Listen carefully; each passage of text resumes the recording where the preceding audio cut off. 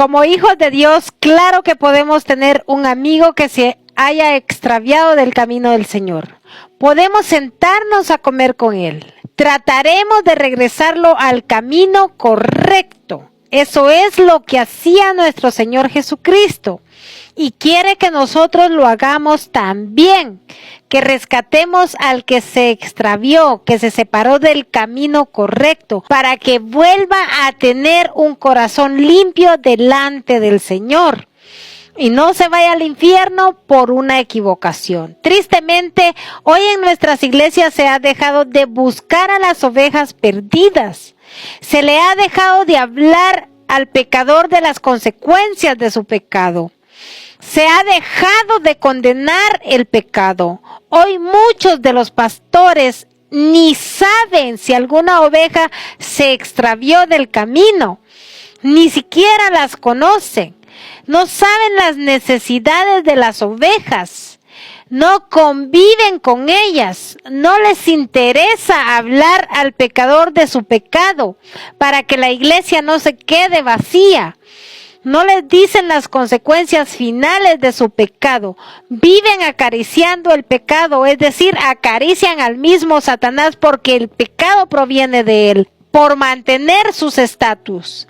Y esto para que se cumpla Mateo 7, 22, 23, donde muchos le dirán al Señor: en tu nombre hicimos tales y cuales cosas, pero dejaron de hacer otras. Las ovejas sin un pastor que las guíe están expuestas a los lobos. El pecador que no conoce las consecuencias de su pecado se perderá por no conocerlas. El Señor dice en Juan 10:11 que Él da su vida por las ovejas y no lo contrario.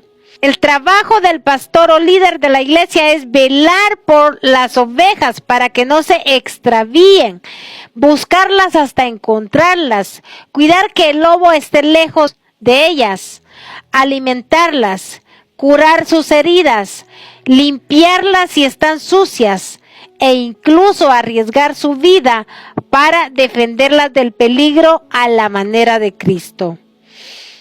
¿Qué debe motivar al pastor a cuidar el rebaño del Señor? El principio del amor. Pero si el pastor es ético y respeta las Sagradas Escrituras. Cuando tú practicas el más grande de todos los principios, que es el amor, según Marcos 12, 28, 34, porque ahí se resumen las Sagradas Escrituras. No puedes usar a las ovejas solo para beneficio tuyo. Tú estás para beneficio de ellas también. Por esta razón de fe, no puedes verlas sufrir ni verlas separadas del redil, porque tú sabes qué es lo que Dios te demanda. En 1 Juan 4:8 el Señor dice, por medio del apóstol Juan: el que no ama no ha conocido a Dios, porque Dios es amor. Lamentablemente, este y otros principios divinos se han dejado de aplicar en nuestras congregaciones. Para muchos hoy, las ovejas solo representan un número, lana y comida. Nuestro trabajo es buscar a la oveja perdida, orar por ellas, traerlas de regreso a la manera del Señor. En 2 de Timoteo 4:2 dice: exhorta con toda paciencia y doctrina. Esto es, anímalos con calma, enséñales y espera que ellos entiendan, porque el trabajo no lo haces tú, lo hace el Espíritu Santo. También debemos hablarle al impío si el Señor nos da una palabra, para que su sangre no sea demandada de nuestra mano, según Ezequiel 3:18. El deber nuestro es obedecer la palabra de Dios. El Señor dice: sed santos, porque yo soy santo. Y debemos ser santos, buscar esa santidad más que cualquier otra cosa. Y dice también: sin santidad nadie verá al Señor. Entonces debemos de cuidar nuestra salvación, porque sin santidad no vamos a poder ver a Dios. Si practicamos la palabra de Dios, no solo escuchándola, no solo hablándola, tenemos que practicarlas. Santiago 1, 22, 27 dice: mas sed hacedores de la palabra, no tan solamente oidores, engañándoos a vosotros mismos. Tampoco la santidad se mide en lo externo. La santidad se mide por lo que sale de tu corazón, por la transformación que la palabra de Dios hizo en tu vida. Mateo 15, 1, 3 dice que los fariseos condenaban a los discípulos porque comían sin lavarse las manos. Con esto ellos quebrantaban la ley, según los fariseos. Y el Señor les responde: y ustedes la quebrantan practicando sus tradiciones. Los judíos establecieron tradiciones de lavarse las manos porque a través de estas hacen todas las cosas y se ensucian. Razón por las que al dedicarse a las cosas santas tienen que lavárselas. Tienen algunos versículos de la ley como base. Este era el reclamo de los fariseos para el Señor. Pero realmente la limpieza externa es la que pide el Señor de las personas. Es un rotundo no. No caigamos en el fariseísmo. No es lo externo. Hoy hay muchos pastores y líderes que también quebrantan la ley de Dios porque imponen doctrinas humanas y pesadas sobre las personas, como lo dice San Mateo 23 del 1 al 4.